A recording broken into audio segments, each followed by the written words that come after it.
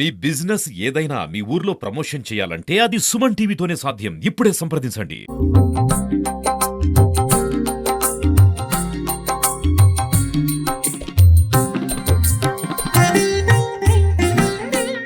జై శ్రీరామ్.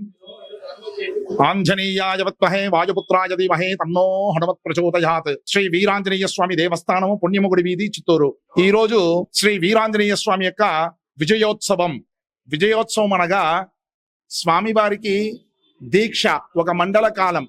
ఈ రోజు చైత్ర శుద్ధ పౌర్ణమి రోజు ప్రారంభించుకొని వైశాఖ బహుళ దశమి వరకు 40 రోజులు ఒక మండలం, 40 రోజులు దీక్ష ఉండే స్వామివారికి వైశాఖ బహుళ దశమి మే నెల 22వ తారీఖు హనుమత్ జయంతి ఉత్సవం అత్యంత వైభవంగా జరుగుతుంది.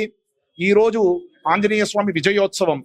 ఈ రోజు నుండి అయ్యప్ప స్వామి ఎలాగైతే మనం మాలధారణ వేసి దీక్షలో ఉంటామో ఆ విధంగా ఈ రోజు నుండి 40 రోజులు దీక్షలో ఉండి నిత్యం ఆంజనేయ స్వామి దేవాలయం ప్రదక్షిణం చేసి 40వ రోజు హనుమత్ జయంతి రోజు దీక్ష విరమణ చేయడం వల్ల మనం ప్రతి పనిలోనూ విజయం సాధిస్తాము, విజయం కలుగుతున్న ఉద్దేశంతో దీన్ని ఆంజనేయ స్వామి విజయోత్సవం అంటారు.